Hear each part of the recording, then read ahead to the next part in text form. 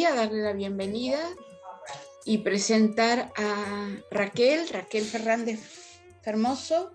Es doctora en filosofía de la India, en filosofía de fusión, también es formadora de profesores de yoga, profesora de la UNED, y es una Nobel investigadora muy inquieta que aborda su trabajo en forma lúcida, técnicamente muy crítica y profundamente muy compasiva, aportándonos trabajos de alta reflexión, y en este caso se va a dedicar a contarnos un poco cómo veía el yoga Aurobindo en sus cartas. Bienvenida, Raquel, una alegría tenerte por acá. Te doy la palabra. Gracias, Olivia, qué maravilla que a una la presenten así. Y gracias a Lola también, bueno, a los organizadores de este congreso por invitarme y a todos los asistentes, por supuesto. Traigo una charla, ¿no?, sobre el yoga de Sri Aurobindo y sobre una lectura especial o una aproximación especial al yoga de Sri Aurobindo a través de las cartas que escribió a sus discípulos, que están recogidas en 3 volúmenes, son centenares de cartas, y es un enfoque o una aproximación especial a su yoga, porque quienes os hayáis acercado, ¿no?, a los textos de Sri Aurobindo, pues es un lugar común entre muchos practicantes, ¿no?, el referir pues, lo complejos que resultan a veces la lectura de los textos aurobindianos. Mientras que las cartas, como están dirigidas a los discípulos, se ocupan de temas mucho más prácticos, mucho más cotidianos, y realmente hay claves de ese yoga tan enigmático y tan inmenso como es el yoga integral, ¿no?, de Sri Aurobindo. Hay claves que se dan precisamente en esta relación epistolar. Entonces, si os parece, voy a compartir pantalla, voy a compartiros el PowerPoint. ¿Vale? Deberíais estar viendo la primera diapositiva, ¿no?, que es Sri Aurobindo a través de sus cartas, ¿no? Y pone ahí la fecha de nacimiento de Sri Aurobindo, 1872, y desencarna en 1950, ¿no? Voy a intentar ponerla en grande. Ahí está. Bien, algo que quiero comentar, ¿no?, antes de entrar a esta relación epistolar de Sri Aurobindo, a estas claves más prácticas de su yoga. Tenemos que tener algo en cuenta, ¿no?, cuando entramos en el yoga de Sri Aurobindo, que hay que entrar despacio, hay que entrar como pongo yo, ¿no?, un escrito con pies de paloma. ¿Por qué? Porque normalmente estamos habituadas a acudir al yoga, incluso sobre todo estoy pensando en los yogas del siglo XX y demás, pues uno acude al yoga buscando paz, buscando pues una serie de claves interiores en su vida, silencio, por ejemplo, silencio mental. Y en el yoga de Sri Aurobindo es un poco a la inversa. Hay ciertas condiciones de este yoga que solo se van a abrir si uno ya tiene una cierta paz interna conquistada, o por lo menos si uno está abierto o dispuesto a la paz que el yoga integral de Sri Aurobindo exige. Nos encontramos entonces que lo que es la meta de muchos yogas es un prerequisito ya para entrar en el velo de este yoga, es un velo enigmático, el yoga integral, ¿no? Así es que uno puede pasar muchos años, y esta es mi experiencia, leyendo libros de Sri Aurobindo a cierto nivel de lectura, a cierto nivel de interpretación y de apertura, y no haber leído nada suyo en absoluto. Y uno puede visitar su ashram 1000 veces y quedarse en la superficie y no haber entrado ahí nunca. Esto es posible, ¿no? Es como que hay capas de cebolla, hay fases en las que uno tiene que sostenerse, sobre todo ante lo que no comprende. El inicio de este yoga, a mi modo de ver, y Aurobindo lo repite una y otra vez en sus cartas, el comienzo tal vez es la verdadera prueba de este yoga.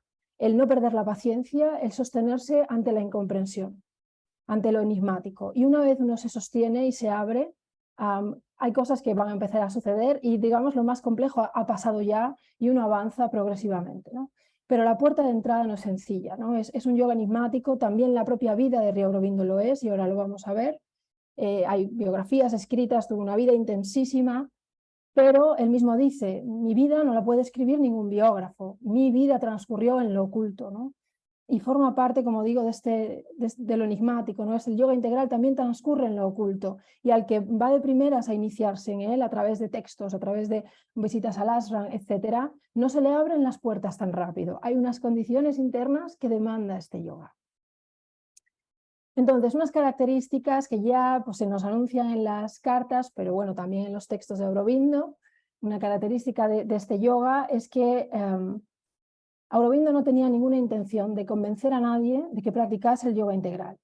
La publicidad, el espíritu de propaganda, no forma parte de lo que se va a llamar Purna Yoga. Yoga integral, yoga supramental, que me gusta más llamarlo, ¿no? Es otra forma de llamarla este yoga. Entonces no hay ningún espíritu de, pues por ejemplo, venir a Occidente, fundar escuelas, crear discipulados, nada más lejos. Fijaos, el primer párrafo que os traigo dice, Aurobindo le dice a un discípulo, mira, no somos un partido, ni una iglesia o una religión que busque adeptos o prosélitos. Un ser humano, una sola persona que se dedique sinceramente al yoga es más valiosa que 1000 hombres famosos, ¿no? Que 1000 personas famosas. O sea, aquí no buscamos ni la fama, ni digamos un discipulado masivo, no es el espíritu proselitista el que guía el yoga integral. Con que una sola persona sea valedora de la meta a la que se dirige este yoga ya está justificado, ya tiene su existencia justificada. Entonces, este es el espíritu más noble y más comprometido del yoga integral, ¿no? Que no funciona por medio de, digamos, de la cantidad, ni de, como digo, de las masas, ni de buscar prosélitos, ¿no? Antes bien, lo que se requiere es una honestidad que pocas personas cumplen. En este sentido, ya lo digo, el yoga integral nunca va a ser mainstream, nunca va a ser un yoga popular, ni está diseñado para serlo. Y Sri Aurobindo es muy consciente de esto, ¿no? Fijaos lo que en otras 2 cartas a 2 discípulos diferentes o a 2 interesados, ¿no? Que les escribían, fijaos lo que le comenta, ¿no? Dice, la meta del yoga, escribe Sri Aurobindo, es siempre difícil de alcanzar, la meta de cualquier yoga, pero esta meta es más difícil que cualquier otra, y es únicamente para quien tiene la vocación, la capacidad, la voluntad de afrontar cualquier cosa y cualquier riesgo, incluso, diría yo, sobre todo, el riesgo de fracasar, y la voluntad de progresar hacia un completo desinterés, ausencia de deseos y entrega. Y vuelve a insistir, ¿no? Otra carta. Este es un proceso lento y arduo. El camino es largo y es difícil incluso establecer lo que sería la base, los cimientos necesarios. La vieja naturaleza, a la que estamos transformando, ¿no? La vieja naturaleza opone resistencia y obstruye, y las dificultades surgen una tras otra repetidamente hasta que son conquistadas. Por lo tanto, es necesario estar seguro de que este es el camino al que uno está llamado antes de decidirse finalmente a recorrerlo. Es decir, no solo no se buscan prosélitos, sino que muchas personas que escriben a Sri Aurobindo les advierte, medita bien si este es tu clase de yoga, el yoga adaptado, el yoga que tú estás buscando, ¿no? El yoga que se adapta a ti. O sea, medita bien si este es tu camino. Y si no lo es, pues no pasa nada. En muchas cartas Sri Aurobindo recomienda otras vías yógicas a muchas personas a las que siente pues que tal vez le irían mejor otras vías o que están buscando otra cosa. Esto no quiere decir que el yoga integral sea elitista, ojo, porque no es un elitismo de ningún factor externo, clase social, no, es simplemente que hay unas cualidades interiores que son sine qua non, o sea, son requisitos sí o sí para poder avanzar por el camino que este yoga abre, ¿no? Entonces, por eso a Sri Aurobindo pues, no se le caen los anillos en recomendar muchas veces otras vías yógicas porque cree que le está haciendo un bien a la persona, ¿no?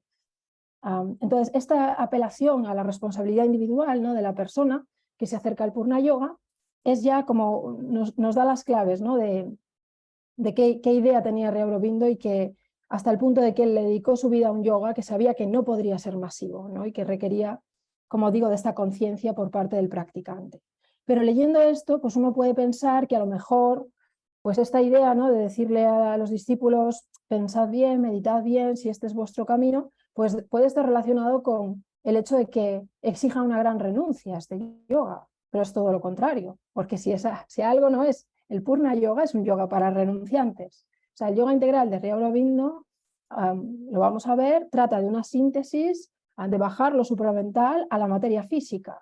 decir, no es un yoga para renunciantes. De hecho, hay muchos discípulos que le escriben en este espíritu de renuncia buscando un sitio donde apartarse del mundo por lo que sea, y Sri Aurobindo dice, este no es tu lugar, pero puedes ir aquí o puedes ir allá, o puedes simplemente desistir de renunciar y si ves que este yoga te llama más, pues unirte.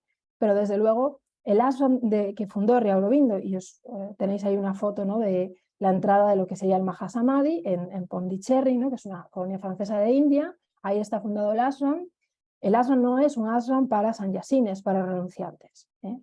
En el siglo XX, pues la fundación de un de un ashram, ¿no?, de yoga, que no tenía como meta la liberación entendida como renuncia al mundo, es algo bastante pionero.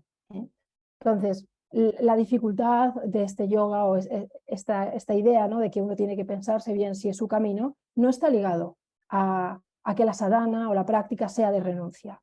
Tampoco está ligado a que la práctica en sí sea muy compleja, en el sentido de requerir muchísimo esfuerzo. De hecho, el esfuerzo personal del practicante en este yoga no puede ser la base o el eje. Por supuesto que hay una voluntad y una disposición de la persona, y por supuesto que hay, digamos, sacrificios internos que hacer, pero la base no es el esfuerzo personal, al contrario, la base es la entrega a algo más grande. Entonces, esto está ligado, ¿no?, esta idea, como digo, de que sea un yoga que requiere, pues, que la responsabilidad individual del practicante está ligado más bien a la clase de meta que se está buscando. Que, como digo, no es una liberación del mundo, sino va a ser una transformación de la naturaleza, y en particular como individuos de la naturaleza humana, que, como dice ahí, es un proceso lento y arduo, requiere mucha perseverancia, muchísima apertura, muchísima fe y bueno, esto no es algo que todo el mundo esté dispuesto a aportar, ¿no?, sobre todo cuando no hay unas directrices fijas, porque no dejó Sri Aurobindo, ni madre va a ser su compañera espiritual, fundadora también del yoga integral, ni Sri Aurobindo ni madre dejaron un método específico. Y esto no es por un descuido, es porque un yoga de esta naturaleza, y lo vamos a ver, no puede ceñirse a unas directrices cerradas, donde tú llegas y te dicen lo que tienes que hacer, cómo tienes que hacer tu sadhana o qué pasos tienes que dar. El inicio de este yoga no es así, por eso cuando entramos a veces estamos perdidas, porque nadie nos da una pauta fija, pero forma parte, como digo, de la meta que se busca. Primero tenemos que entender por qué es integral, porque ahora mismo este adjetivo se le está aplicando a un montón de yogas.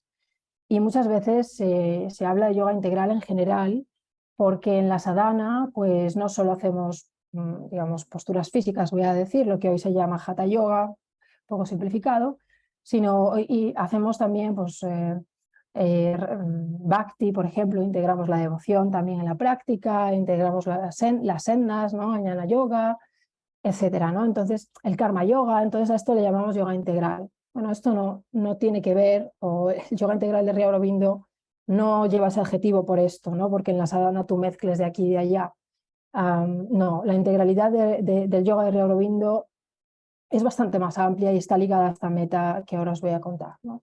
Entonces, Sri Aurobindo dice, el yoga integral es integral por la totalidad o plenitud de su objetivo. Eso quiere decir que va por un objetivo que, además de ser completo, va a ir a por todas. El purna en Sri Aurobindo, purna significa integral, completo, pleno, ¿ah?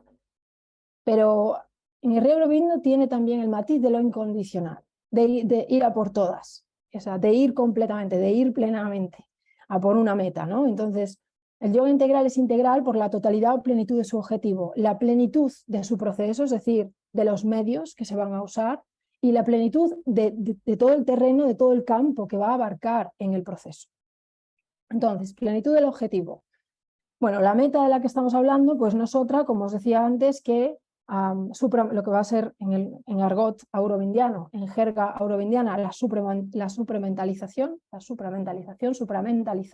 es decir, traer una fuerza que se le va a llamar a Shakti, se le va a llamar la madre, se le va a llamar simplemente la fuerza, ¿no? Tiene varios nombres. Traerla, digamos, no solo a la conciencia individual, a la materia, al cuerpo físico, hacerla descender.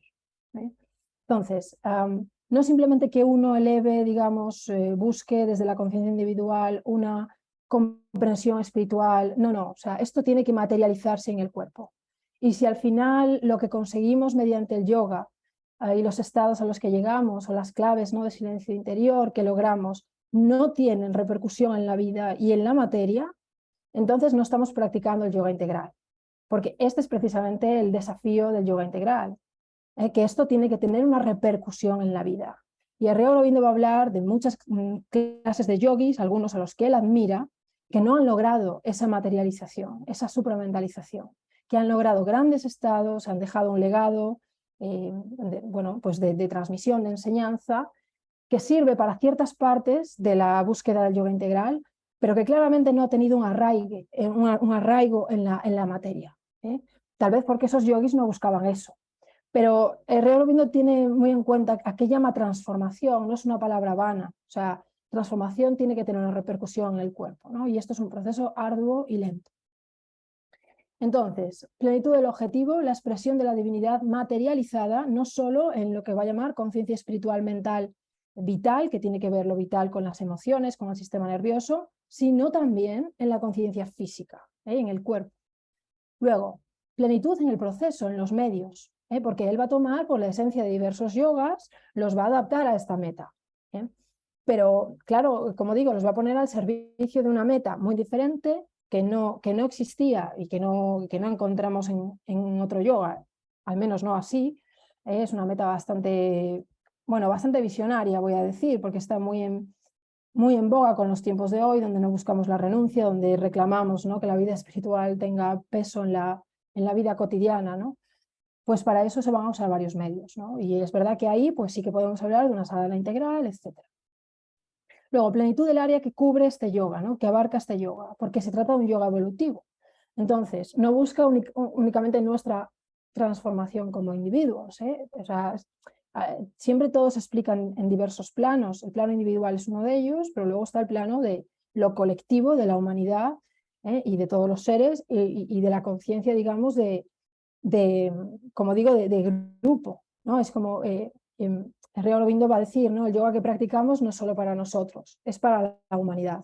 Y más tarde, como va a medio corregir esto, y va a decir, el yoga que practicamos no es solo para nosotros, es para la divinidad. Entonces, es para la humanidad, es para la divinidad. Aquí hay como una esfera que Aurobindo siempre tiene en cuenta, ¿no? Y eso tiene que ver también con detalles de su vida, y él siempre tuvo muchísimo compromiso político y con la sociedad, ¿no? O sea que este yoga no se queda en lo individual. Vamos a pasar a hablar un poco de su vida, porque sin entender la vida de Sri Aurobindo, o mejor dicho, entendiendo la vida de Sri Aurobindo, hay partes del yoga, de la sadhana que vamos a ver, que van a ser más lúcidas, ¿no? Nos van a dar más claridad. Fijaos que una de las mejores biografías que se ha escrito de Sri Aurobindo no se llama La vida de Sri Aurobindo, sino en plural, Las vidas de Sri Aurobindo, que es un título muy acertado, porque realmente, como he dicho antes, tiene una vida intensa, tiene muchas vidas en verdad, ¿no? Y esta biografía la escribe Peter His. Hay que decir, simplemente, pues para que quede dicho, que a pesar de que está muy bien documentada, porque ha hecho un trabajo bibliográfico magnífico, Peter His, ¿no? Esto se publicó en Columbia University Press, ¿no? Pero ha tenido muchas críticas esta biografía, sobre todo por parte del ashram de Sri Aurobindo. Simplemente puedes decirlo, yo la uso y porque está académicamente muy bien fundada, muy bien fundamentada. Entonces, dar unas pautas de las vidas de Sri Aurobindo. Él nace en Calcuta en el 72, pero su padre lo manda junto a sus dos hermanos. Cuando Aurobindo tiene 7 años, lo manda a Inglaterra, porque su padre no quiere que tenga contacto con la cultura india, quiere que se eduque en Inglaterra al modo inglés, al modo europeo. Entonces va a ir primero a Manchester y después a Londres, donde va a estudiar en St. Paul's College, en King's College, con unos resultados pues increíbles, porque Sri Aurobindo tenía unas capacidades intelectuales extraordinarias. Destacó en griego, en latín, cuando le tocó estudiar sánscrito en sánscrito, ganando concursos, ganando becas. Sri Aurobindo demostró enseguida un talento intelectual, ¿no? A los 20 años vuelve a India, y en 1893, ¿no? Y va a volver a una tierra natal de la que sabe poco o nada, culturalmente sabe muy poco, porque se ha educado en Inglaterra. La época en la que Aurobindo estudia en Inglaterra, hay que decirlo, no es una época de bonanza, porque a pesar de que está allí con sus hermanos, son épocas de muchísima penuria económica. Y por eso tiene que ganar esas becas y mantener a sus hermanos, etcétera. O sea que esos años de educación de Ría Aurobindo, ¿no? Él ya empieza a desplegar sus dotes poéticas, porque él sobre todo es un poeta, él lee a los poetas franceses, entra en un mundo, ¿no? Se le reconoce como una persona que siempre estaba sola, estudiando y demás. Y cuando vuelve a India, a la edad de 20 años, sí que tiene conciencia política, conciencia del colonialismo británico, y está dispuesto a luchar por la independencia de la India.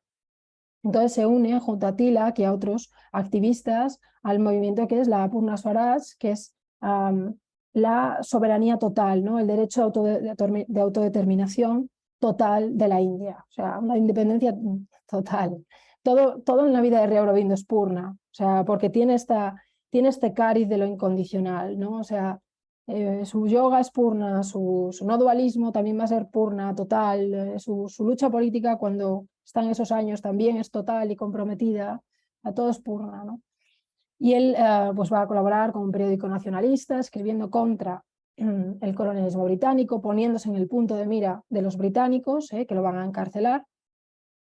Pero bueno, al mismo tiempo que está con este activismo político, pues él está estudiando el legado cultural de su propia tierra que no había estudiado en Inglaterra. Y experimenta con un yogi que se le lee, donde va a aprender diversas técnicas, prácticas tántricas, y va a tener la experiencia de lo que se llama Brahman estático. Va a entrar en un profundo silencio, y esta va a ser una de sus primeras experiencias cruciales a nivel espiritual. Al mismo tiempo lo complementa con el estudio de la Bhagavad Gita, de las Upanishads y de dos maestros que van a ser cruciales en su vida y en su yoga, como son Ramakrishna y Vivekananda.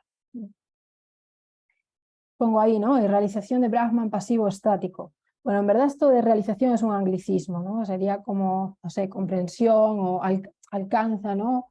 Esta experiencia de la que os hablo, que es una experiencia de silencio interior muy profunda, ¿no? A la que luego él pues sería equivalente a ñana, que es un Brahman pasivo estático, que todavía no va a repercutir en la vida y el mundo, que va a quedarse como una experiencia de su propia conciencia, pero que es una experiencia como un umbral y una puerta de entrada, ¿no?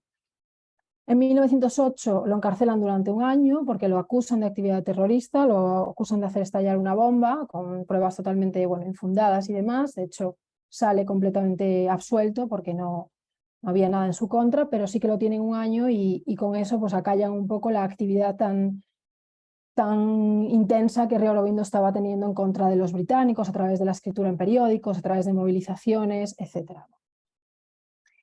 En la cárcel tiene lugar pues, una serie de experiencias místicas que ya lo van a catapultar, digamos, cuando sale a la fundación de un ashram y a vivir dedicado a otro activismo político, esta vez en lo interior, que va a ser el yoga, ¿no? Aunque nunca va a dejar su compromiso con la sociedad. Pero bueno, cuando sale de la cárcel a raíz de estas experiencias místicas, Devashish Banerjee, ¿no? Hablando de esto, va a decir que Ría Aurobindo, la iniciación al yoga tiene lugar en la cárcel, ¿no? Que es una iniciación heterodoxa. Va a recibir visitas místicas, sobre todo de Vivekananda en la cárcel. Va a tener una experiencia con Krishna a través de la lectura de la Bhagavad Gita muy fuerte. También va a entrar, ¿no? En una vivencia de las Upanishads que él dice que no había tenido antes de estar en la cárcel, ¿no? Como llevar a la vida, ¿no? ese conocimiento, digamos, a la vida interior, a la vida espiritual. Todo eso acontece en el interior de su celda. Y fijaos, este es un aspecto de la integralidad de Ría Aurobindo. Al mismo tiempo que le está ocurriendo toda esta serie de cambios místicos que van a tener tanto impacto en su vida, él no duda también cuando sale en escribir un montón de escritos contra las condiciones en las que tenían a los presos en la prisión, ¿no? Los británicos, contra lo que es la violencia colonial de las prisiones y el sistema europeo de prisiones, ¿no? Y claro, son escritos muy bien también, ¿no? Una denuncia política extraordinaria, porque Ría Aurobindo combina estas dos cosas. Tal vez por su educación inglesa y luego su apertura espiritual a India, o no lo sé, o tal vez el activismo político, ¿no? Con el que estuvo con Tilak y demás, le abren las puertas, ¿no? a este lado más crítico, pero él combina estas dos cosas, ¿no? El legado místico que nos deja a raíz de esta experiencia y luego también denuncias al sistema penitenciario europeo. y esto forma parte, como digo, de la mirada integral de Sri Aurobindo, ¿no? La experiencia que va a tener en la cárcel es la experiencia de Brahman activo o dinámico y se le va a llamar Vijnana. Entonces ya no solo es algo que se queda en la conciencia individual, sino que va a tener una repercusión fuera, cuando sale, en la relación con los otros, ¿no? En su forma de vivir. Entonces, estas dos experiencias son como claves, son como la base, son cruciales. En 1910 va a fundar el ashram en Pondicherry, en esta colonia francesa, que no por casualidad es una colonia francesa, cuando él todavía seguía en el punto de mira para los británicos, ¿no? Pues él se va al lugar donde están los franceses para ver si ahí le dejan más tranquilo, y ahí funda el ashram, ¿no? Os pongo ahí, bajo la guía mística de Sri Ramakrishna. Ocurre una cosa, Sri Aurobindo, Sri Ramakrishna, que fue un místico del siglo XIX, maestro de Swami Vivekananda. Sri Ramakrishna desencarna cuando Aurobindo es un adolescente y está en Inglaterra todavía. Y Swami Vivekananda desencarna pocos años después de que Sri Aurobindo llegue a India y está embarcado en ese activismo político. Por tanto, Sri Ramakrishna y Swami Vivekananda nunca tuvieron ningún contacto físico y, por supuesto, de discipulado con Sri Aurobindo. Sin embargo, son sus maestros a nivel místico, en planos místicos. Y Sri Aurobindo se va a relacionar con ellos en momentos cruciales, pero en planos místicos. Y así lo deja él registrado en lo que va a ser después sus diarios yógicos. Entonces, la primera visita que tiene de Sri Ramakrishna a este nivel místico es una visita en la que Sri Ramakrishna le dice, funda un ashram, ¿no? O sea, le va a decir, lo invita a abrir este ashram en Pondicherry. Y Sri Aurobindo lo hace. Sri Ramakrishna va a visitar a Aurobindo en 2 ocasiones más, las 2 muy cruciales, y Swami Vivekananda también, ¿no? Entonces, de algún modo, es lo que, y luego vamos a entrar en esto, es lo que un investigador reciente, ¿no? Swami Medananda, va a hablar del linaje del espíritu, que no es un linaje, como digo, físico, sino que es un linaje que se lleva a cabo en el plano místico, entre Sri Ramakrishna y Swami Vivekananda, quienes sí, por supuesto, tuvieron contacto físico. Ramakrishna fue maestro de Vivekananda, pero entre ellos y Aurobindo lo que se da es una enseñanza mística, ¿no? Es un linaje del espíritu. Bien, entonces, cuando ya funda el ashram, tiene lugar la primera formulación del yoga supramental o del yoga integral. Y comienza el primer cuaderno yógico, que son pues, los 7 cuartetos, Sapta Chatustaya. Va a conocer a Mirra Alfasa, la que va a ser su compañera espiritual, que por entonces estaba casada con un abogado francés, Paul Richard, que tenía una revista que se llamaba Aria, y Sri Aurobindo comienza a escribir todas sus obras, ¿no? Entre 1911 y 1921, sus obras más básicas, donde pues, vuelca los cimientos del yoga supramental, las va a ir publicando en esta revista por fascículos, incluido, como pongo ahí, su comentario a la Bhagavad Gita, pero también la síntesis del yoga, la vida divina, ¿no? Las va a ir volcando en esta revista. A partir de 1920, Mirra Alfasa se convierte en su compañera. Mirra Alfasa, también conocida como la madre, es una piedra angular, es fundadora, cofundadora de yoga integral. Y muchas veces en los ámbitos académicos, hay que decirlo, a ella no se la incluye, porque su tarea no fue tanto dejar un legado pues filosófico explicando, su tarea fue más de gestión del ashram, una tarea para la que Sri Aurobindo delegaba en ella su trato directo con los discípulos, la gestión de tantísimas cosas, pero también una labor espiritual que realizaban los dos, digamos, que digamos que no se la puede dejar al margen, ¿no? Ella es cofundadora del yoga integral. Bien. En 1926 tiene lugar lo que va a ser el descenso de Krishna, que es a la conciencia física. El descenso de Krishna a la conciencia física en Sri Aurobindo. Sri Aurobindo logra ese descenso después de estar un tiempo retirado. Este descenso de Krishna va a pasar a llamarse el descenso de la sobremente, que la sobremente es un plano de tránsito entre la mente y lo que se va a llamar la supermente, o sea, un plano de tránsito, y este va a ser llamado sobremente, ¿no? Y a partir de ahí, hasta su desencarnación en 1950, tiene lugar pues, otras formulaciones del yoga supramental, donde el vocabulario va a ir evolucionando, también por influencia de Mirra Alfasa. Mirra Alfasa es francesa, y hay cierto vocabulario en los nuevos cuadernos, las nuevas formulaciones del yoga de Sri Aurobindo, que todo apunta a que tiene que ver, ¿no?, con con mucha de la filosofía francesa de ese momento y desde luego con una influencia de la madre, ¿no?, en Henry Aurobindo. Bien, voy a detenerme un momento en el periodo de Inglaterra, el momento en el que está, como digo, pues participando de esta educación, en la que está brillando a nivel intelectual. Tenemos como varios testimonios, ¿no?, de su época allí, de varios de sus profesores, de compañeros, y algunos los recoge Hiss en esta biografía, ¿no? Dice: en diciembre de 1889, Aurobindo fue a Cambridge para presentarse a los exámenes de becas del King's College. Mañana y tarde escribía traducciones del inglés al latín y al griego, y del latín y el griego al inglés. También hubo preguntas sobre gramática clásica e historia, y un ensayo en lengua inglesa. El 19 de diciembre, de vuelta en Londres, se enteró de que había quedado el primero en la primera posición. Más tarde se le dijo que había aprobado el examen con una cualificación extraordinariamente alta, con los mejores escritos que el examinador, el erudito Oscar Browning, había visto jamás. Entonces, Henry Aurobindo destaca enseguida en el mundo de las letras, pero creo que Sat Pren, que fue también discípulo, sobre todo discípulo de la madre, creo que Sat Pren va a destacar un punto de esta fase vital de Henry Aurobindo que no es, que no hay que dar por hecho, ¿no? Y es la soledad de Henry Aurobindo en esa época. Siendo educado pues lejos de su familia, sin referencias paternas ni maternas, su propio mundo, ¿no?, ya poético, su propia sensibilidad, ¿no?, que se refleja en los primeros poemas dedicados a la luz, a tantas cosas que luego son fundamentales obviamente en su vida y en su yoga.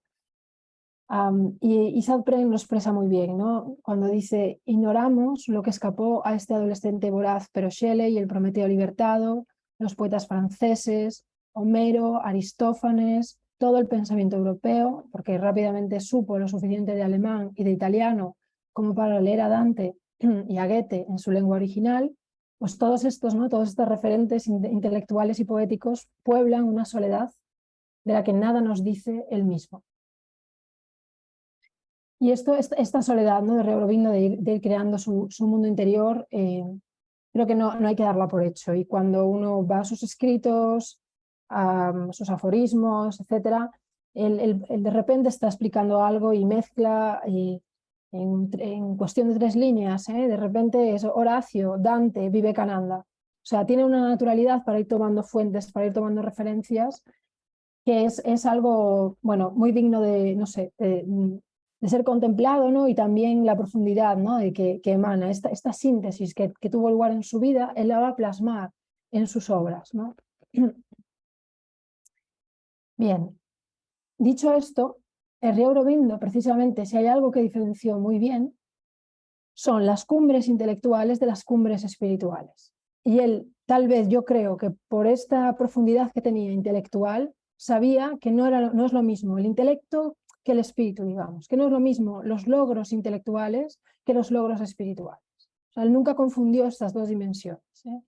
De hecho, fijaos lo que le dice a un discípulo que le escribe alabando, ¿no?, sus dotes intelectuales, su capacidad de escritura.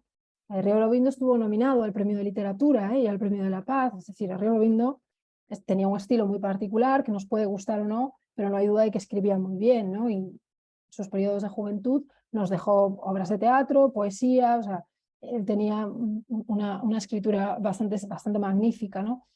Y fijaos lo que le dice a este discípulo: has escrito que viste en mí a quien logró su espiritualización y divinización mediante la perfección del intelecto, pero de hecho llegué a través del completo silencio de la mente, y cualquier espiritualización y divinización que alcancé fue a través del descenso de un conocimiento supraintelectual, superior a ese silencio. El libro Ensayo sobre la Gita, que es el comentario que Henry Aurobindo escribe sobre la Gita, del que ahora voy a hablar un poquito, el libro Ensayo sobre la Gita fue escrito en ese silencio de la mente, sin esfuerzo intelectual y mediante una actividad libre de este conocimiento desde arriba.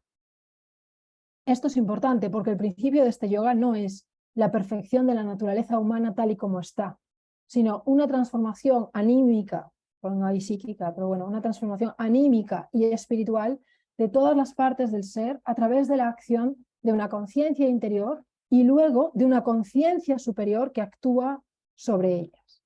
Entonces, el rey Aurobindo distingue muy bien los logros intelectuales, y de hecho lo va a decir muchas veces que la diferencia, ¿no?, con los logros espirituales, porque muchos escritores, muchos poetas pueden tener sensibilidad para lo intelectual sin llegar sin haber tocado, ¿no?, ni un ápice de lo que son las cumbres espirituales. Entonces, de hecho tiene una carta, y no lo recuerdo muy bien, donde dice algo así como ¿cómo es posible que el intelecto moderno, los pensadores modernos todavía no distingan lo intelectual de lo espiritual, ¿no?, y confundan lo espiritual con idealismos mentales, ¿eh? Entonces, él distinguía muy bien. Por supuesto, esto no quiere decir que uno no tenga que trabajarse intelectualmente. Yo creo que el ejemplo de Rey Aurobindo es justo lo contrario, ¿no? Pero si creemos que por el mero logro intelectual van a llegar, ¿no?, verdades espirituales, esto no es así. Se requiere primero ser capaz de gestionar o de manejar mejor el intelecto hacia una especie de silencio interior, de apertura, que es donde todo va a acontecer, ¿no?, en la conciencia silenciosa. Bien, os decía antes que la meta es lo que se llama supramentalizar, es decir, que esta fuerza, que esta Shakti descienda, ¿no?, y descienda a un plano material que tenga repercusiones en la vida, en el mundo. Que no se quede como un mero logro individual, que solo afecta a nuestra conciencia, digamos, cuando no estamos en relación con los demás, cuando no estamos interactuando en el mundo. Porque esto sería, en todo caso, un logro parcial. Entonces, el rey Aurobindo va a distinguir entre el conocimiento esencial y el conocimiento integral. Y hay algo fundamental, y es que el rey Aurobindo dice es que uno puede muy bien tener grandes realizaciones en ciertos planos y muy loables, que luego no traspasan el muro, ¿no?, que, como digo, que no repercuten en la vida. Y este es el muro de las paradojas, que a mí me parece tan actual en el mundo del yoga, y lo hemos visto a través de tantísimos escándalos de personas con muchísima capacidad de transformación, con muchísima capacidad de visión de la conciencia silenciosa, que luego en la relación con los demás y con el mundo cometían pues actos que no se corresponden con la elevación espiritual que demostraban en otros ámbitos. Y esto no quiere decir que no estuvieran tan elevados en ciertos planos, porque podían estarlo.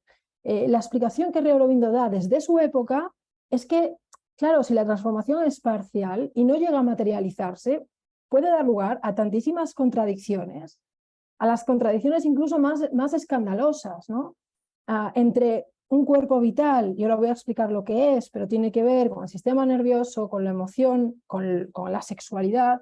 Un cuerpo vital totalmente infantilizado, que no ha sido trabajado, puede ser compatible con una conciencia que por otro lado ha sido trabajada, ha llegado mediante meditaciones a grandes logros, pero claro, cuando nos movemos en la vida nos movemos con el cuerpo vital, con el cuerpo emocional, etc. Y si eso no ha recibido, digamos, el logro que se ha logrado desde otros planos, ahí tenemos ahí saltan por los aires todos los escándalos, ¿no? Entonces, el rey Aurobindo va a distinguir muy bien entre lo que es una transformación parcial, que no es lo que busca el yoga integral, y una transformación pues, en el sentido de purna, total, ¿no? Entonces, fijaos lo que va a decir aquí a un discípulo. Le dice, siempre es posible lograr, bueno, comprensiones o realizaciones de algún tipo en el plano espiritual mental, incluso si el cuerpo vital todavía es impuro. Y insisto, lo vital, el sistema nervioso, emociones, también incluimos la sexualidad, los instintos. Voy a hablar ahora de esta transformación del cuerpo vital, que es clave en el yoga integral, ¿no? Entonces, con un vital todavía impuro, pues tú puedes tener muchas realizaciones en el plano espiritual y mental. Hay una especie de separación entre el purusha mental, que es el observador, es el testigo, ¿no?, es la identidad eterna, y prakriti, ¿no?, que tiene que ver con la mente, con lo corporal. Hay una especie de separación que resulta en un conocimiento que no tiene efecto transformador en la vida. Pero la teoría de estos yogis es que uno tiene que conocer el sí mismo, Purusha, el observador, el testigo, el Atman. La vida y lo que uno hace en la vida no importa. Y le dice, ¿no has leído sobre el yogi que apareció con su concubina y Ramakrishna le preguntó, ¿por qué vives así? Y el yogi respondió, bueno, todo es maya, ¿no? Todo es ilusión, el mundo externo es ilusorio. Así que no importa lo que hagas lo que yo haga mientras conozca a Brahman, ¿no? Entonces dice Aurobindo, es cierto que Ramakrishna le respondió, yo escupo en tu Vedanta, porque cuidado, porque Ramakrishna también tenía mucho carácter, ¿no? Dice, yo escupo en esa forma de entender la vida espiritual, ¿no? La vida divina. Pero dice Aurobindo, lógicamente el yogi tenía su parte de razón, porque si toda la vida y la acción son ilusorias, son maya, y solo el silencioso Brahman es real, pues bueno, ¿no? ¿Qué más da lo que haga? Claro, como digo, el yoga supramental no secunda esto en absoluto y lo que busca es una materialización de todos los logros de la conciencia espiritual.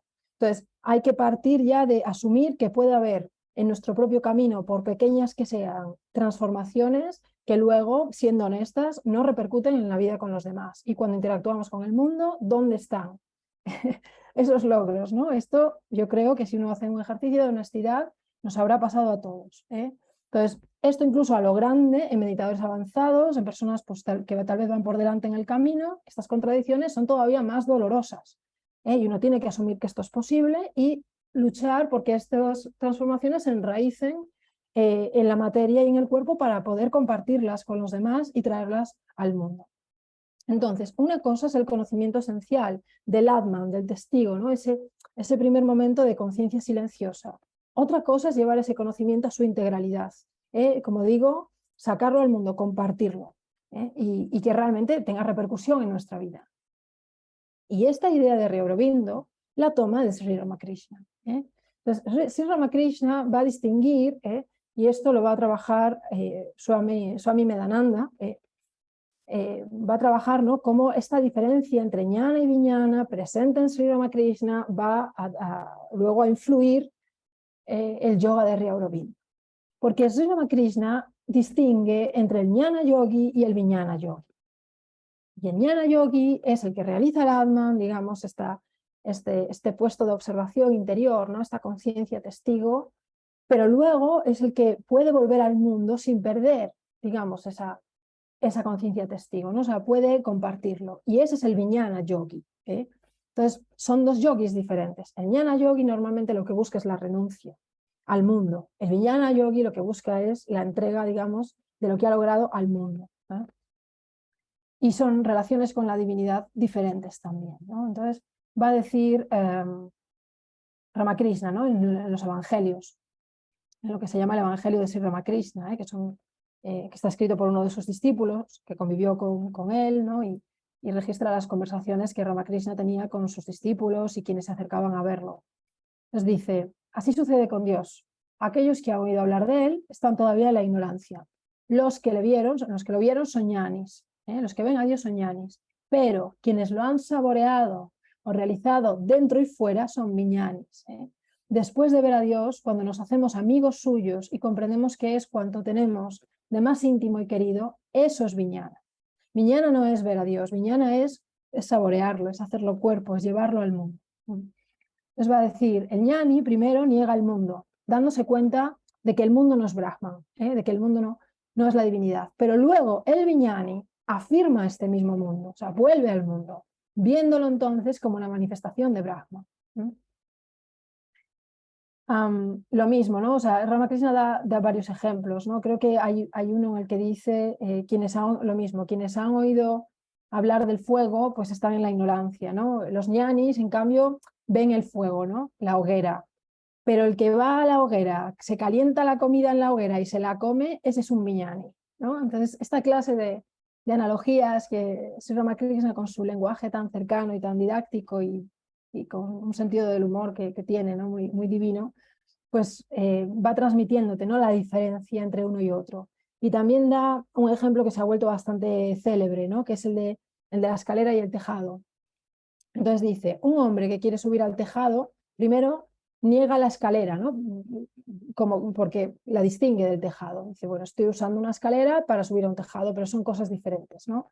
Pero al llegar arriba, al llegar al tejado, se da cuenta de que la escalera está hecha de los mismos materiales que aquel, ¿no? Pues está hecha de ladrillo, de cal, de polvo de ladrillo. Entonces puede subir y bajar o permanecer en el tejado, o sea, como le plazca. O sea, no tiene por qué estar negando el mundo, no tiene por qué estar, digamos, encerrado en la renuncia, sino que puede volver al mundo sin perder a Brahman, sino viéndolo como una manifestación de Brahman. Eso es un logro de viñana. Y esto es lo que Sri Aurobindo va a llamar el conocimiento integral, Lo que pasa es que Sri Aurobindo lo lleva a una meta que yo creo que no está formulada en Sri Ramakrishna, y Aurobindo es consciente de que no lo está, de que esa meta es su papel, ¿no? Llevar a través del yoga integral como formular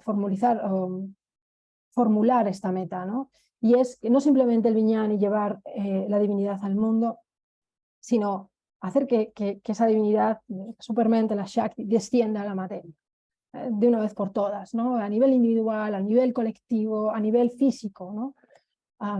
Entonces, claro que va a estar en el espíritu de Vijnana y recoge los pasos de Ramakrishna, pero lo lleva mucho más allá, ¿no? O sea, está en la base del yoga integral. De ahí vuelvo al principio, la idea de que no todo el mundo está pues en condiciones, o no todo el mundo querrá seguir este camino, porque el proceso no promete ser ni rápido ni necesariamente sencillo, ¿no? Por eso esa capacidad de estar dispuesto a fracasar, que para Sri Aurobindo era tan importante.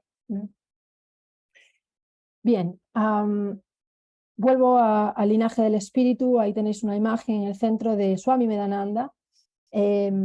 Ahora se llama Swami Medananda, pero cuando todavía no era Swami, cuando no estaba ordenado Swami, se llamaba Ayun Maharaj. Entonces vais a ver que muchos de sus escritos académicos están con el nombre de Ayun Maharaj. El libro que está ahí, la portada también, ¿no? Infinitos caminos hacia la realidad infinita, donde él traza sistemáticamente la filosofía de Ramakrishna, que no dejó nada escrito porque Ramakrishna pues, era un bhakta, ¿no? Y como digo, el libro que tenemos suyo lo ha escrito un discípulo que convivió con él y escribió las conversaciones. De esos evangelios, Ayun Maharaj va a extraer como una filosofía, un nuevo Vedanta, que le va a llamar Vijnana Vedanta, que es el Vedanta de Sri Ramakrishna, y que es una cosmovisión decididamente no sectaria. Y en esto se va a diferenciar de otros Vedantas, como el Vedanta Dvaita o no dualista de Shankara y tantos otros. Es una cosmovisión no sectaria, que no busca la renuncia, arraigada en su propia experiencia mística de Vijnana, en la experiencia de Sri Ramakrishna, que fue una experiencia muy rica, porque él practicó muchas vías espirituales diferentes, quiso ver a Dios en muchas vías, dentro de la riqueza de las vías indias, de distintos yogas, tantra, vedanta, pero luego también en el cristianismo, en el islam. O sea, él quiso realizar a Dios desde distintos planos, ¿no? Desde distintas perspectivas. Entonces, este Vijnana Vedanta, además de ser una cosmovisión no sectaria, está arraigada en una experiencia mística plural de Vijnana, que va a armonizar, a reconciliar creencias religiosas aparentemente conflictivas, filosofías sectarias y disciplinas espirituales, ¿no? Este Vijnana Vedanta es clave en el yoga de Sri Aurobindo. Este espíritu plural está en la integralidad del yoga de Sri Aurobindo. El espíritu de apertura, de pluralidad, de un yoga que no se quede en jnana, en ese conocimiento esencial, sino que de ahí pues evolucione a Vijnana. De hecho, Vijnana en el yoga de Sri Aurobindo pues luego va a ser el término equivalente, digamos, a supermente. Y Vicente Merlo, hablando de esto, va a hablar de la gnosis arcoíris. A eso le va a llamar Vijnana, ¿no? Vicente Merlo de forma muy bonita. Es decir, jnana, simplemente el conocimiento esencial del Atman y demás, es la gnosis blanca, le llama Vicente Merlo, porque solo tiene un color, o más bien es incolora, ¿no? Y esto pues se correspondería, dice Vicente, con tal vez el Vedanta de Shankara, ¿no? El Vedanta no dualista. Mientras que la gnosis arcoíris es una gnosis plural, ¿no? Es una gnosis ya de entrega al mundo y demás, pues es Vijnana, ¿no? Es el conocimiento integral.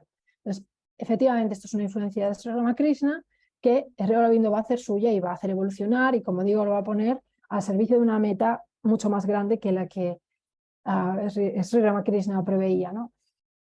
Bien, entonces, este linaje del espíritu, os pongo ahí, del que habla Ayun Maharaj, Swami Medananda, sería Sri Ramakrishna, maestro de Swami Vivekananda. Swami Vivekananda también tiene muchísima influencia en Sri Aurobindo, y luego, pues, Sri Aurobindo, ¿no? Y es un linaje, como digo, no de la carne, en el sentido de que no pudieron, bueno, Sri Aurobindo no pudo conocerlos en persona ninguno, pero sí que es una guía mística en un plano místico, entonces es el linaje del espíritu, ¿no? Bien, voy a hablar un poco de la experiencia que tiene Sri Aurobindo de Vijnana, porque no solo es una influencia de Sri Ramakrishna, que podemos pensar que a lo mejor es una influencia teórica.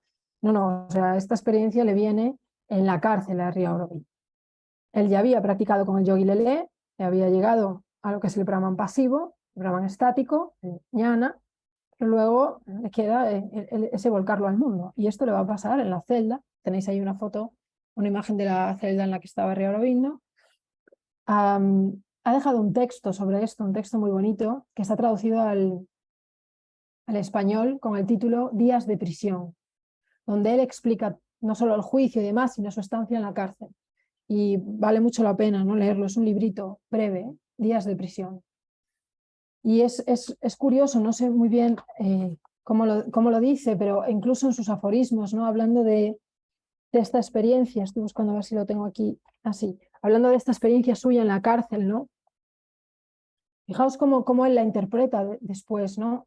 En unos aforismos escribe: cuando estaba dormido en la ignorancia, llegué a un espacio de meditación lleno de hombres santos, y su compañía me pareció aburrida y el sitio una prisión.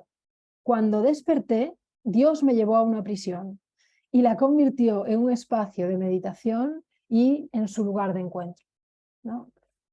Entonces es realmente en la cárcel donde va a tener, digamos, esas experiencias místicas, ¿no? Porque anteriormente, cuando había intentado ir a espacios de meditación y demás, le había parecido aburrido, ¿no?, una prisión. Y contrariamente en la prisión tiene lugar esa iniciación suya al yoga, como decía Banerjee. Entonces, fijaos lo que escribe, ¿no? Dice: contemplé la cárcel que me aislaba de los hombres y ya no estaba encarcelado por sus altos muros. No, era Vasudeva quien me rodeaba. Caminé bajo las ramas del árbol frente a mi celda, pero no era el árbol. Sabía que el árbol era Vasudeva, o sea, era Sri Krishna, ¿no?, a quien veía allí parado, sosteniendo su sombra sobre mí. Miré los barrotes de mi celda, la misma rejilla que servía de puerta, y de nuevo vi a Vasudeva. Era Narayana quien hacía guardia y me vigilaba, ¿no? O sea, el carcelero, ¿no?, que está ahí, pues él ve a Krishna en el carcelero, ¿no? Me acosté en las gruesas mantas que me dieron como sofá y sentí los brazos de Krishna a mi alrededor, los brazos de mi amigo y de mi amante. Este fue el primer uso de la visión más profunda que él me dio. Miré a los presos de la cárcel, a los ladrones, a los asesinos, a los estafadores, y mientras los miraba veía a Vasudeva. Era Narayana a quien encontré en estas almas oscurecidas y en estos cuerpos maltratados.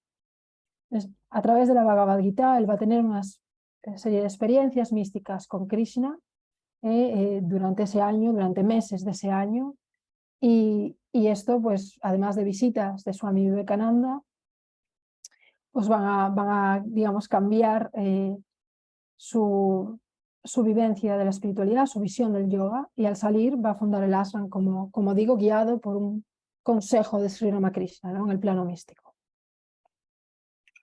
En una carta a Motilal Roy, si no recuerdo mal, le dice, ¿no?: recuerda también que procedemos de Ramakrishna. En lo que a mí respecta, fue Ramakrishna quien vino personalmente y me condujo por primera vez a este yoga. Vivekananda, en la cárcel de Alipore, me dio las bases de ese conocimiento, que es la base de nuestra sadhana, ¿no? Entonces, él mismo en una carta explícitamente reconoce que su yoga procede, o así lo siente Aurobindo, que su yoga procede de la guía de Ramakrishna y de Vivekananda, al mismo tiempo que sabe que su yoga tiene unas metas que tal vez no las compartirían Ramakrishna y Vivekananda, como digo, porque va un paso más allá en el Vijnana Yoga, o sea, va un paso más allá a la hora de proponer que hay que hacer descender la Shakti a la materia, ¿no? Y que esto no es un trabajo solo individual, es un trabajo colectivo de los sadhakas del yoga, ¿no?, del yoga integral. Al mismo tiempo que siente esta admiración profunda por Ramakrishna y Vivekananda, y que la reconoce en numerosas ocasiones, un rasgo fundamental del yoga de Sri Aurobindo es que a los referentes espirituales, a las personas que admiramos, tenemos que evitar crear síndromes de autoridad. Los síndromes de autoridad están como fuera del yoga integral, ¿no? Son como obstáculos tremendos. Síndromes de autoridad que a veces se reflejan en la relación maestro-discípulo, a veces queriéndolo, a veces sin querer, ¿no?, de forma voluntaria, de forma involuntaria. O sea, uno, por supuesto, siempre tiene a seres en los que se inspira, que lo inspiran, que lo guían, etc. Pero hay que usarlos bien, ¿no? Iba a decir, fijaos, Sri Aurobindo, lo que Shankara argumentó, lo que Vivekananda concibió intelectualmente acerca de la existencia, incluso lo que Ramakrishna afirmó a partir de su múltiple y variada experiencia no espiritual, solo tiene valor para ti en la medida en que Dios o la divinidad te mueva a aceptar y renovar tu propia experiencia. Las opiniones de pensadores, de santos o de avatares deben aceptarse como sugerencias, no como grilletes. Y esto es la base, ¿no?, de la autonomía del yoga integral y de la autonomía que se espera del practicante del yoga integral. El no establecer relaciones infantiles. Precisamente, sobre todo, no establecerlas con las personas que nos tienen que servir de guía, ya sea que estén vivas o no. Pero esas personas nos tienen que guiar. Si desarrollamos con ellas una relación de infantilismo, de toxicidad, etcétera, pues ya no nos sirve ni siquiera como referentes. Entonces, hay que usar bien a las personas que admiramos, ¿no? Los ejemplos que tenemos, ¿no? Y Sri Aurobindo, admirando tantísimo a Vivekananda y Ramakrishna, reconociéndoles todo lo que ellos han hecho por su yoga, ¿no?, que está en la base, al mismo tiempo sabe que no puede, que no tiene que adherirse ciegamente a lo que ellos decían, y de hecho no lo hace, porque el yoga integral, como digo, tiene una meta diferente, pero advierte a sus discípulos: cuidado, cuidado con estos síndromes de autoridad, ¿no? La importancia que tiene el maestro interior en este yoga es fundamental. Pero al final es la propia experiencia la que tiene que ratificar tu propio camino. No te puedes apoyar en las muletas, digamos, de los demás, ¿no? Eso no quiere decir que no tengas referentes. Quiero insistir con esto, ¿eh? No quiero que haya malentendidos. Claro que todos tenemos referentes y claro que todos podemos recibir ayuda desde planos místicos, ¿no? Pero hay que hacer un buen uso, ¿no?, de esas guías, y al final es la propia experiencia la que tiene que justificar tu propio progreso, y ante la adversidad es tu propia conciencia, ¿no?, la que va a tener que responder. Bien, voy a entrar en una segunda parte, no sé cómo voy de tiempo, pero voy a entrar en una segunda parte que sí quiero tratar, más práctica, sobre el cuerpo vital, ¿no?, y el fuego anímico. Hay una terminología que aparece en todos los escritos de Sri Aurobindo, que forma parte del yoga de Sri Aurobindo, que es la diferenciación de tres cuerpos, sobre todo, ¿no? Un poco el cuerpo físico, el cuerpo material, lo que va a ser el cuerpo vital, luego, digamos, el cuerpo psíquico, pero yo diría el cuerpo mental, ¿eh? El cuerpo mental. Entonces, mente, vida, materia. Que aplicado al individuo, pues es esto: un cuerpo físico, un cuerpo vital, que va a reunir el triple campo de lo emocional, el sistema nervioso, lo instintivo, y luego ya lo que sería la mente, ¿no?, y la relación de estos tres cuerpos entre sí. Este vocabulario, como digo, puede tener influencia de la madre, ¿no?, de Mirra Alfasa, que era francesa, en las formulaciones del yoga que hace Sri Aurobindo después de conocerla, ¿no? Y esto lo ha investigado Banerjee, ¿no?, porque dice Banerjee: es posible encontrar sorprendentes similitudes de terminología y comprensión en algunos pensadores franceses contemporáneos como Deleuze, que fue un filósofo francés muy amigo de Michel Foucault y demás, pues del siglo XX, ¿no?, y Gilbert Simondon, ¿no? La metafísica del proceso de individuación de Simondon, por ejemplo, se refiere a la individuación material, vital y psíquica, términos que tomó prestados de una generación anterior de pensadores franceses como Henri Bergson. El vitalismo de Bergson y el superhombre de Nietzsche indudablemente jugaron su papel en el nuevo vocabulario y formulación de Sri Aurobindo. Entonces, a la hora de tener que traducir experiencias en las que Aurobindo pues, estuvo muchos años retirados, ¿no?, en el ashram, investigando, explorando, nos ha dejado todos los diarios yógicos de experimentación, de los logros que iba realizando, de los retrocesos también. Pues a la hora de traducir ese lenguaje, de volcarlo al lenguaje, todas esas experiencias, mucho de ese vocabulario pues tiene que ver o tiene similitudes con el vocabulario, por ejemplo, del Bergson, el vitalismo de Bergson, el superhombre de Nietzsche, etc., ¿no? Entonces, el cuerpo vital, como digo, va a reunir este triple campo: nervioso, emocional e instintivo. Por supuesto que ya incluyo todo lo que tenga que ver con la sexualidad, ¿eh? Y es un peso fundamental en la psicología del yoga integral, el cuerpo vital. ¿Por qué? Pues porque este cuerpo, esta esfera, si se quiere, este ámbito, este dominio de nuestra experiencia, todo lo que compete a lo vital, ha sido la némesis de todas las tradiciones espirituales, incluso sobre todo, diría, de las religiones institucionalizadas. Es la némesis. Nadie en el mundo espiritual, o muy poca gente en el mundo espiritual, en los movimientos, saben qué hacer con este cuerpo, con esta serie de impulsos que no se someten a la ley del intelecto ni a la ética. Muchas veces se quieren resolver con la ética, pero el problema que nos da el cuerpo vital no es un problema ético, está en la raíz, digamos, de una esfera nuestra que es instintiva y que hay que trabajar no desde el plano de la ética, sino trabajando el propio cuerpo vital, volviendo fuerte, volcando hacia la divinidad, va a decir Sri Aurobindo, volcando este cuerpo, haciendo que este cuerpo se entregue a la divinidad, ¿no? Que las emociones sean puestas al servicio de la divinidad, que también nuestros impulsos instintivos sean puestos al servicio de la divinidad, etc. Esto es importante, como digo, porque muchas tradiciones espirituales han buscado o ignorar el cuerpo vital, y esto es terrible porque cuando uno ignora el cuerpo vital te boicotea sin piedad, o bien reprimirlo, cual es casi peor. Porque si uno reprime el cuerpo vital, pierde toda oportunidad de transformarse. O sea, Sri Aurobindo dice, en este cuerpo un poco está la clave, ¿no? O sea, necesitamos este impulso, volcándolo, claro, en la dirección adecuada. Necesitamos este impulso para nuestra sadhana, para nuestra vida, para la meta que nos hemos propuesto, ¿no? No podemos reprimir toda esta esfera de lo emocional, lo sexual, lo instintivo, y desde luego no lo podemos ignorar, porque además lo hemos visto, es que luego pasa lo que pasa. El cuerpo vital se expresa por defecto, se expresa por exceso, ¿no? No va a dejar de expresarse, ¿no? Y un cuerpo vital que no está trabajado, bueno, por mucho que uno lo cubra de trabajo espiritual, de velos y fachadas, eso estalla tarde o temprano, o sea, eso se ve, ¿no? El cuerpo vital, como digo, se expresa, ¿no? Porque además, como el nombre lo indica también, es vital para nosotros, está en la raíz de lo que somos, ¿no? Llega un momento en que no lo puedes acallar.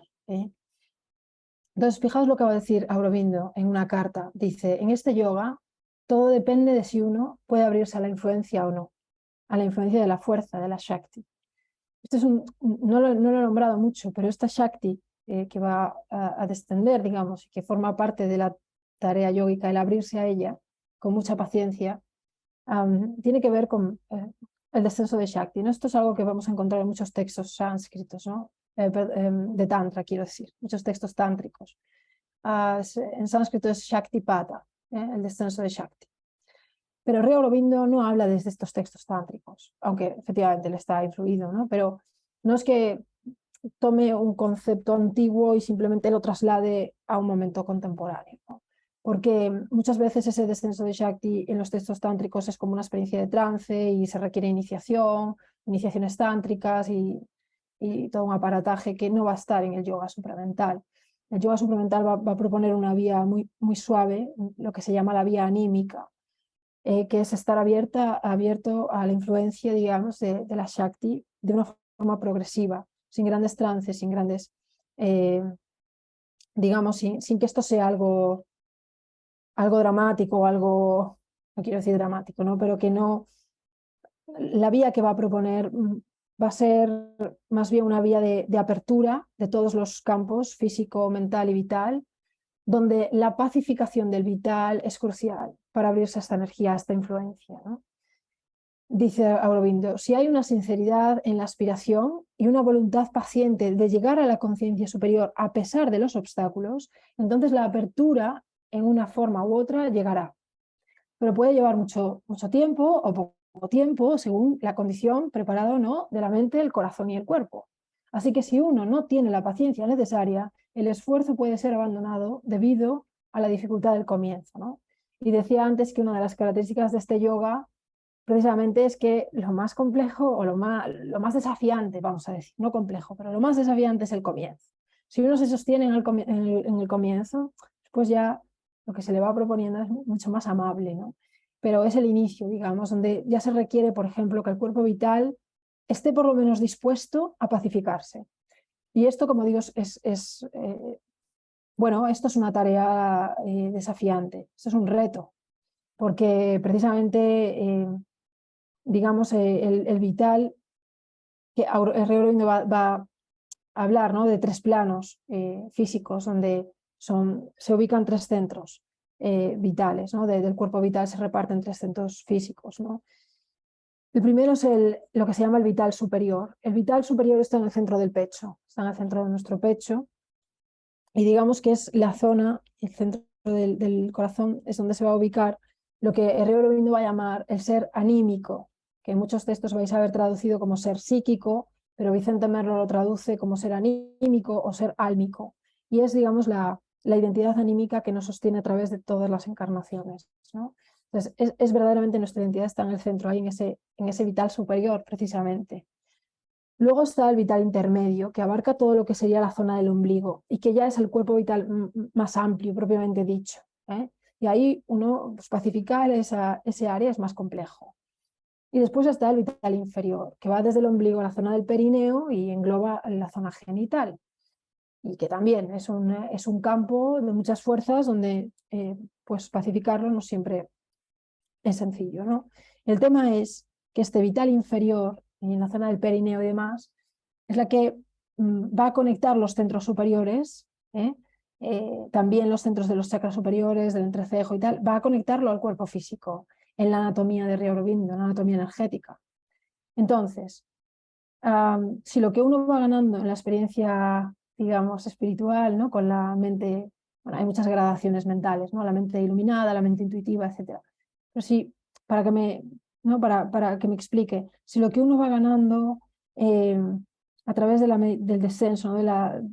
del supremento, de planos más elevados de la mente, lo va logrando en la mente, y de la mente lo va pasando al corazón vital superior. Y el vital superior lo tiene que llevar al vital intermedio, iluminando también esa zona, área del ombligo. Y entonces el área del ombligo lo tiene que llevar a la zona del vital inferior, a la zona genital. Y si en la zona genital lo que hay es, digamos, una agitación enorme, pues, pues como digo, una infantilización de haber atendido poco ese centro no tan importante, lo que hay es, si esa comunicación, ese mensaje que estamos transmitiendo llega al vital inferior y se distorsiona, la información que va a recibir el cuerpo físico a través de ese canal, pues no le va a llegar lo que se ha logrado, por ejemplo, en experiencias meditativas. Al final es como un canal de mensajes y traductores, ¿no? Si al final llegamos a un traductor que no entiende nuestra lengua, pues al final el cuerpo físico, que es el último miembro de esta cadena, no va a recibir lo que hemos logrado desde las alturas de la mente, en el contacto con algo, con un silencio, ¿no? Que es superior a la mente.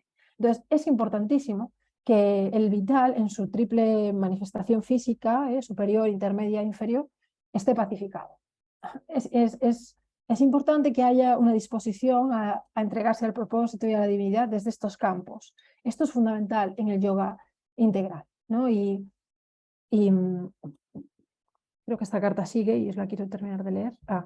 Y fijaos, para esto nos han dado unas directrices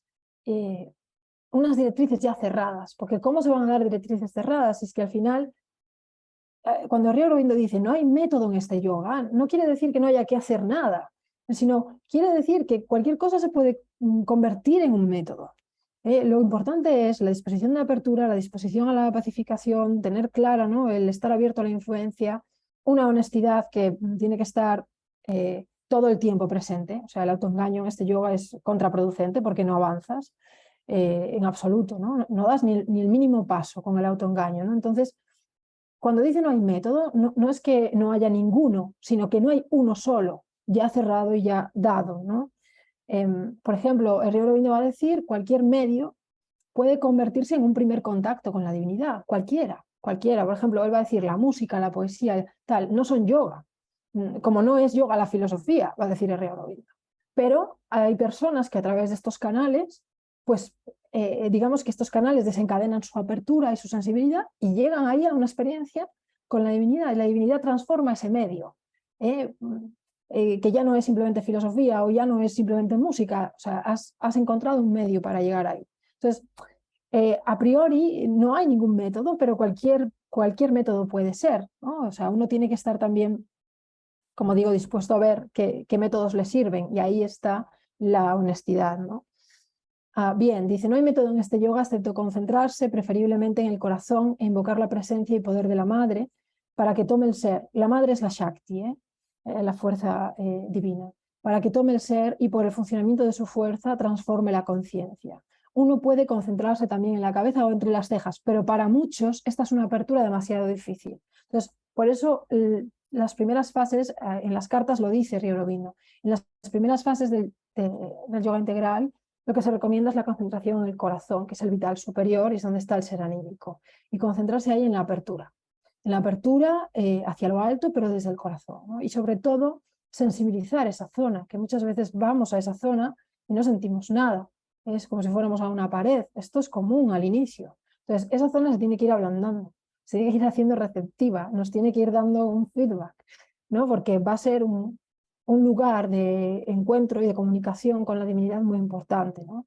Entonces las primeras fases son el corazón, luego ya esto se lleva a las cejas, se lleva a otros chakras superiores, ¿no? Pero empezar por ahí es complejo. Dice, cuando la mente se aquieta y la concentración se vuelve fuerte y la aspiración intensa, entonces hay un comienzo de experiencia. Cuanto mayor sea la fe, más rápido será el resultado. Por lo demás, uno no debe depender únicamente de sus propios esfuerzos. Vuelvo a la idea de que esta sadhana no la sostiene únicamente el esfuerzo. Y desde luego no puede haber tensión. Esto es importante. O sea, tiene que haber apertura, no tensión, ¿no? Tiene que haber un sentimiento de receptividad a la influencia, no una presión. Porque la presión muchas veces viene del vital, que presiona, que quiere enseguida ver, que quiere sentir, que quiere... Esa presión es contraproducente, es contrario, obstaculiza, digamos, la apertura.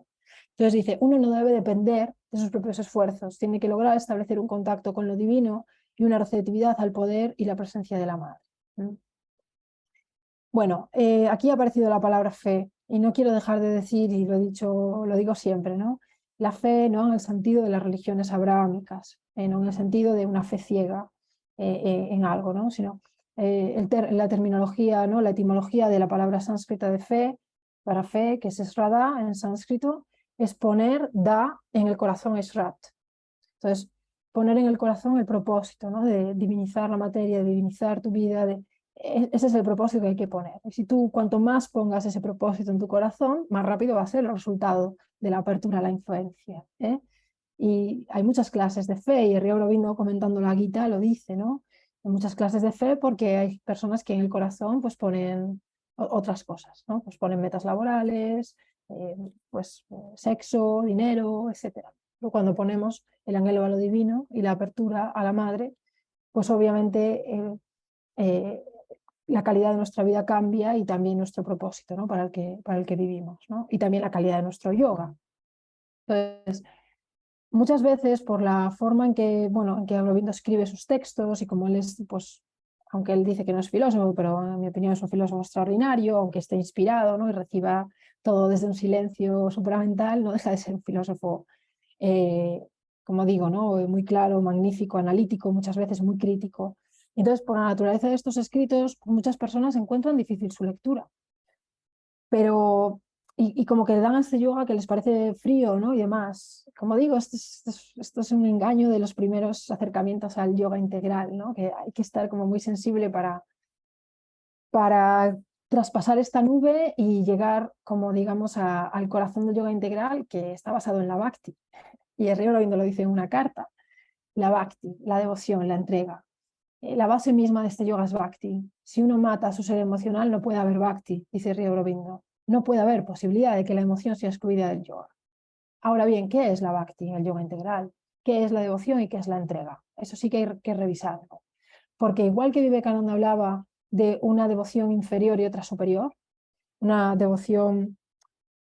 forma de devoción inferior basada en el sentimentalismo, sobredimensionando, digamos, la emoción y tal, aunque fuese hacia lo divino, pues hay una forma superior, decía Vivekananda, ¿no? Que no cae en estos, como digo, desbordamientos emocionales.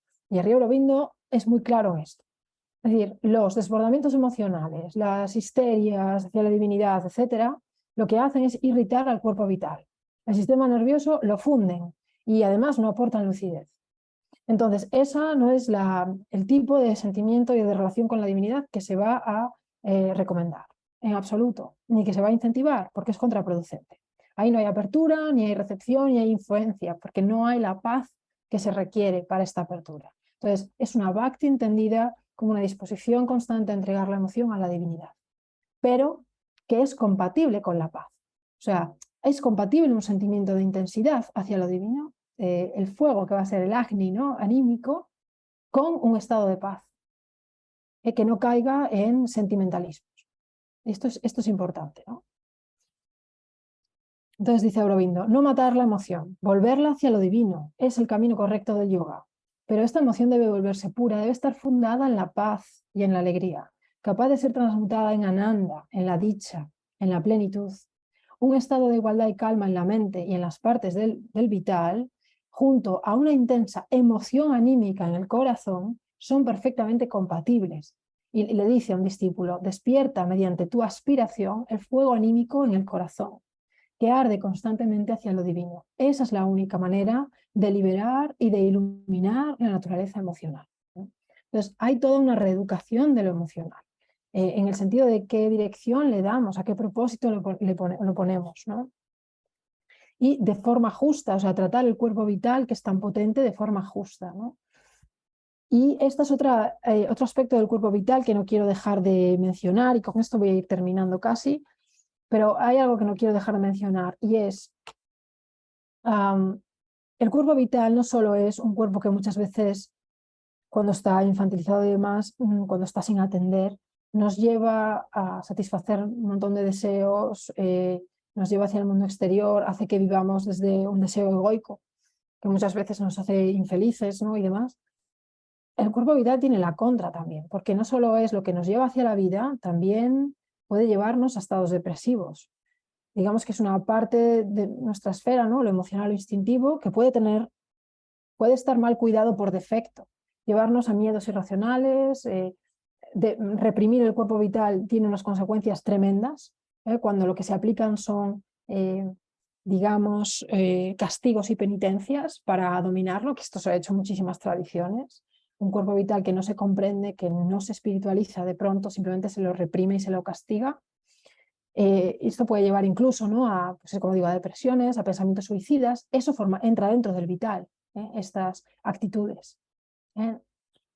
Entonces, por eso Sri Aurobindo dice, o sea, me opongo a cualquier clase de sadhana que juegue con la mortificación, la penitencia y que se base en el evangelio del sufrimiento.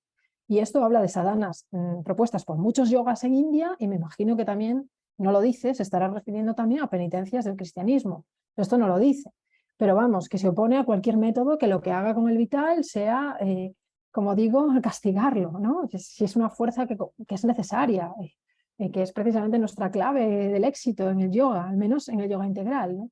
Entonces dice, a un discípulo le dice, el cambio notado por X, por otro discípulo, indica pues que un gran progreso, ¿no? En su ser vital y en su ser físico.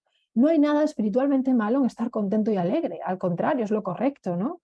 En cuanto a los forcejeos y las aspiraciones, los forcejeos, esta relación de tensión con uno mismo a la hora de la sadhana, no son realmente indispensables para progresar. Y hay muchas personas que se acostumbran tanto a la actitud de lucha que tienen todo el tiempo conflictos y poco más.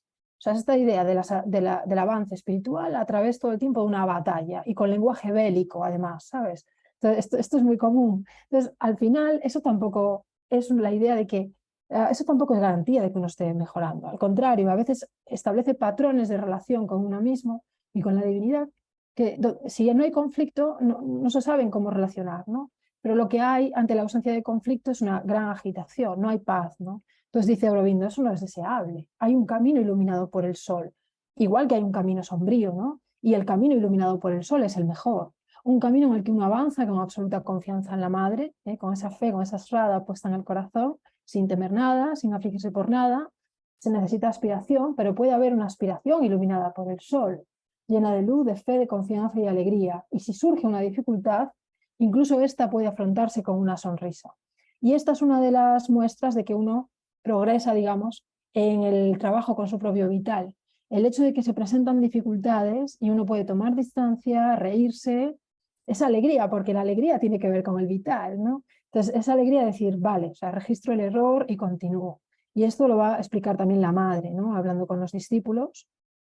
Le va a decir la madre, Mirra Alfás, a un discípulo, otro signo impresionante de la conversión de tu vital, de la transformación de tu vital, es que puedes, gracias a la influencia de este fuego anímico, de este Agni, hacer frente a las dificultades y a los obstáculos con una sonrisa. 1000 errores no tienen importancia para ti. Con una sonrisa reconoces que te has equivocado y con una sonrisa tomas la resolución de no repetir más esa tontería en el futuro. Entonces, es tratarse a uno mismo de forma justa, ya que el camino es lento y el proceso es arduo. La relación hacia uno mismo, la relación hacia la divinidad, tiene que pasar por lo que es la vía anímica, una vía amable, iluminada por el sol, ¿no? No a través de castigos con el vital, de relaciones emocionales sobredimensionadas con la divinidad. Todos estos excesos hay que evitarlos, ¿no? Bueno, la vía anímica, que la he nombrado varias veces y que viene a confirmar lo que os estoy diciendo, ¿no? Que hay una forma de creación de sadhana, ¿no? De relación con la divinidad, que opera mediante el esfuerzo y la tensión, mediante el colapso del cerebro, mediante ejercicios muy arduos de ascesis, mediante el trabajo duro y doloroso. Y dice, a menudo el paso se obstruye y nada viene, o sea, la influencia de la Shakti no viene cuando uno está sobrecargando tanto el cuerpo, con tanta presión, ¿no? Dice, o viene únicamente a cambio de una especie de tapasia intelectual. Pero existe la otra manera, en que uno se queda quieto y se abre a un poder que está ahí detrás y que está esperando la inspiración, ¿no? La fuerza se derrama, la fuerza de Shakti, y con ella la inspiración, la iluminación, el Ananda, todo lo hace un poder interior. El diluvio pasa, pero uno se queda quieto para el próximo diluvio y en su momento llegará. Tampoco aquí todo es perfecto de una vez. El progreso viene por ondas siempre nuevas del mismo poder. Es el mismo método que la madre, es decir, que Mirra Alfasa te propuso, le dice a este discípulo, es el mismo método que Mirra Alfasa te propuso para tu meditación, si es que puede llamarse meditación. No una tensión de actividad mental, sino una apertura reparadora a la fuerza que está ahí todo el tiempo. Entonces, esta idea de que el modo de avanzar no es el evangelio del sufrimiento, ¿no? Sino la vía anímica, el poder para abrirse, ¿no? A una fuerza. Y termino con esta cita de Sri Aurobindo, de su yoga, que dice, el yoga que practicamos no es solo para nosotros, sino para lo divino, ¿no? Para la divinidad. Su objetivo es llevar a cabo la voluntad de la divinidad en el mundo, efectuar una transformación espiritual y hacer descender una naturaleza divina y una vida divina en la naturaleza mental, vital y física y en la vida de la humanidad. Pues esta es este párrafo, ¿no? Estas palabras recogen el espíritu integral, ¿no? del yoga supramental de Sri Aurobindo. Y con esto me gustaría terminar, voy a dejar de compartir pantalla